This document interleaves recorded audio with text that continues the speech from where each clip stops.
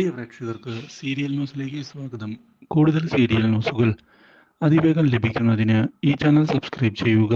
Bell icon മറക്കാതെ click ചെയ്യുക. Video ഇഷ്ടമായി എങ്കിൽ ലൈക്ക് ചെയ്യാൻ മറക്കരുത്. ദേവബാല തന്റെ തീരുമാനത്തിൽ നിന്ന് പിറകോട്ട് പോവുകയില്ല എന്നുള്ള കാര്യം ഉറപ്പിച്ചിരിക്കുകയാണ് ദേവരാജൻ. മാത്രവുമല്ല, ഇപ്പോൾ അവൾ കൂടുതൽ ഒബ്സസ്ഡായി മാറുകയാണ് അഭിഷേകിനെ പറ്റി. അതുകൊണ്ട് തന്നെ ഇനി എന്തു ചെയ്യുമെന്ന ചോദ്യം ബാക്കിയാവുകയാണ്. എന്തായാലും കാര്യങ്ങൾ തൽക്കാലത്തേക്ക് ഇങ്ങനെ തന്നെ മുന്നോട്ട് പോകട്ടെ എന്ന് അയാൾ കരുതുകയും ചെയ്യുന്നു. പക്ഷെ ഇതിനിടയിലാണ് അഭിഷേകിന്റെ സഹോദരിയുടെ ബർത്ത്ഡേ വരുന്നത്. ഇതോടെ ദേവരാജൻ ഈ കാര്യം തുറന്നു പറഞ്ഞിരിക്കുകയാണ്. ഈ കാര്യം അറിയുന്ന അഭിഷേക് എന്തായാലും അമ്പലത്തിൽ പോയി അവളുടെ പേരിൽ ഒരു പുഷ്പാഞ്ജലി കഴിക്കണം എന്നുള്ള തീരുമാനം എടുത്തുകൊണ്ട് മുന്നിലേക്ക് വരികയാണ്. മരിച്ചുപോയ തന്റെ സഹോദരിയെ അങ്ങനെ മറക്കാനൊന്നും തനിക്ക് സാധിക്കുകയില്ല എന്ന് ഉറപ്പിക്കുന്ന അഭിഷേക് ഇതേ തുടർന്ന് അമ്പലത്തിൽ പോയി പുഷ്പാഞ്ജലി കഴിക്കുമ്പോഴാണ് പ്രതീക്ഷിതമായി പുതിയൊരു കണ്ടുമുട്ടലിൽ ചെന്നുപെടുന്നത്. ഇതേ തുടർന്ന് തൻ്റെ സഹോദരിയുടെയും അതുപോലെ തന്നെ ആ കുട്ടിയുടെയും പിറന്നാൾ ഒരേ ദിവസമാണ് എന്നുള്ള കാര്യം അഭിഷേക് അറിയാൻ ഇടയാകുന്നു. ഇത് അഭിഷേകിനെ ഒന്ന് ഞെട്ടിച്ചു കളഞ്ഞിരിക്കുകയാണ്. മാത്രവുമല്ല, ഇതേ തുടർന്ന് അഭിഷേക് കാര്യങ്ങൾ സംസാരിക്കുന്നതിനായി തയ്യാറായിക്കൊണ്ട് മുന്നിലേക്ക് കടന്നു വരികയാണ്. ഇതിൻ്റെ ഭാഗമായി അഭിഷേക് ഇതേ തുടർന്ന് തൻ്റെ സഹോദരി ചെറുപ്പത്തിൽ തന്നെ മരിച്ചുപോയി, അവൾ വളരുകയാണ് എങ്കിൽ ഇപ്പോൾ താൻ നിന്റെ കറക്റ്റ് പ്രായം തന്നെ ആയിരുന്നേനെ എന്ന് പറഞ്ഞതിനെ തുടർന്ന് ഇത് കേൾക്കുന്ന ആ പെൺകുട്ടി, സാരമില്ല അഭിഷേകിന് ഞാൻ ഒരു പെങ്ങളെ പോലെ തന്നെ ആയിരിക്കും എന്നുള്ള കാര്യം അറിയിച്ചിരിക്കുകയാണ്. ഇത് കേൾക്കുന്ന അഭിഷേകിന് വളരെയധികം സന്തോഷമുണ്ടാകുന്നു. ഇതേ സമയം ആ പെൺകുട്ടിയുടെ അമ്മ എങ്ങനെയാണ് അഭിഷേകിന്റെ സഹോദരി മരിച്ചത് എന്നുള്ള കാര്യം ചോദിക്കുകയാണ്. ഇത് കേൾക്കുന്ന അഭിഷേക് എന്താണ് പറയേണ്ടത് എന്നറിയാതെ ഒരു നിമിഷത്തേക്ക് പകച്ചു പോവുകയും പഴയകാല ഓർമ്മകൾ മനസ്സിലേക്ക് കടന്നു വന്നപ്പോൾ വളരെയധികം വിഷമമുണ്ടായി എന്ന് പറയുകയും ചെയ്തിരിക്കുകയാണ്. ഒരിക്കലും ഇങ്ങനെയൊക്കെ സംഭവിക്കുമെന്ന് ഞാൻ കരുതിയതല്ല. പക്ഷേ കാര്യങ്ങൾ കൈവിട്ടു പോയതിനെ തുടർന്ന് ഇനി എന്തു ചെയ്യും എന്ന ചോദ്യം മാത്രമാണ് ബാക്കിയാകുന്നത്. ഒരിക്കലും ഇങ്ങനെ സംഭവിച്ചത് എൻ്റെ തെറ്റുകൊണ്ടൊന്നുമല്ല. പക്ഷേ അന്ന് എന്തൊക്കെയോ കാരണങ്ങൾ കൊണ്ടാണ് സംഭവിച്ചത്. എന്തായാലും ഇപ്പോൾ എനിക്ക് പുതിയൊരു സഹോദരിയെ കിട്ടിയല്ലോ എന്ന് പറയുകയും ചെയ്തതിനെ തുടർന്ന് അതെല്ലാം നല്ലതിന് തന്നെയാണ് എന്ന് അറിയിച്ചുകൊണ്ട് പോയിരിക്കുകയാണ് അവർ. എന്തായാലും ഇടയ്ക്ക് കാണാമെന്ന് വ്യക്തമാക്കുകയും ചെയ്യുന്നു. ഇതേ തുടർന്ന് വളരെയധികം സന്തോഷത്തോടെ തിരികെ വരികയാണ് അഭിഷേക്. ഒരിക്കലും കാണാൻ പറ്റുമെന്ന് കരുതിയതല്ല.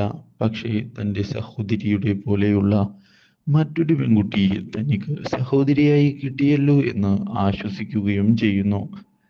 ഇതേ സമയം തൻ്റെ തീരുമാനത്തിൽ ഉറച്ചു നിൽക്കുന്ന റാം മോഹൻ വിവാഹം നടത്താതെ താൻ പിന്മാറുകയില്ല എന്നുള്ള കാര്യം അറിയിച്ചിരിക്കുകയാണ്.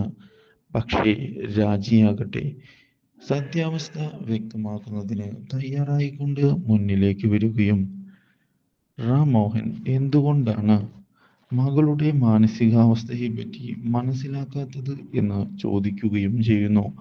ഇത് കേട്ടതിനെ തുടർന്ന് ഒരു നിമിഷത്തേക്ക് പൊട്ടിത്തെറിച്ചിരിക്കുകയാണ് റാം മോഹൻ. രാജി അവളുടെ അമ്മയൊന്നുമല്ല, വീട്ടിലെ വേലക്കാരിയാണ്. അതുകൊണ്ട് തന്നെ നിലമറന്നുകൊണ്ട് എന്നോട് പെരുമാറരുത് എന്ന് അറിയിച്ചത് രാഹുലിനെ സന്തോഷിപ്പിക്കുന്നു. ഇത് കേൾക്കുന്ന രാഹുൽ ഈ അവസരം മുതലെടുത്തുകൊണ്ട് മുന്നിലേക്ക് പോകണം എന്ന് ഉറപ്പിച്ചുകൊണ്ട് പുതിയ പ്ലാൻ തയ്യാറാക്കുകയാണ്. ഇതിൻ്റെ ഭാഗമായി എന്തിനാണ് അങ്കിൾ അവരെ ചീത്ത പറയുന്നത്?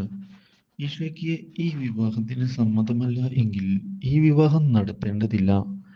എനിക്ക് ആ കാര്യത്തിൽ യാതൊരു പ്രോബ്ലവുമില്ല അങ്കിൾ. അങ്കിൾ കാര്യങ്ങൾ മനസ്സിലാക്കണം.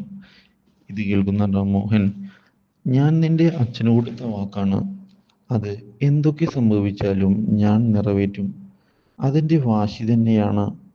ഞാൻ എൻ്റെ വാക്കിൽ നിന്ന് പിന്മാറുകയില്ല. കാരണം ഞാൻ ശ്രീനിയെ അത്രയധികം സ്നേഹിക്കുന്നുണ്ട്. അവൻ എൻ്റെ ആത്മാർത്ഥമായ മിത്രമാണ്. പിന്നെ ഈ പറഞ്ഞത് ഇതെല്ലാം ഈ സമയത്തെ പെൺപിള്ളേരുടെ മനസ്സിലെ ഒരു ചാഞ്ചാട്ടം മാത്രമാണ്, അല്ലാതെ മറ്റൊന്നുമല്ല. അത് നിങ്ങൾ കാര്യമായി എടുക്കേണ്ട ആവശ്യമില്ല എന്ന് പറയുകയും ധൈര്യമായി മുന്നിലേക്ക് പോകാൻ ആവശ്യപ്പെടുകയും ചെയ്തിരിക്കുകയാണ്.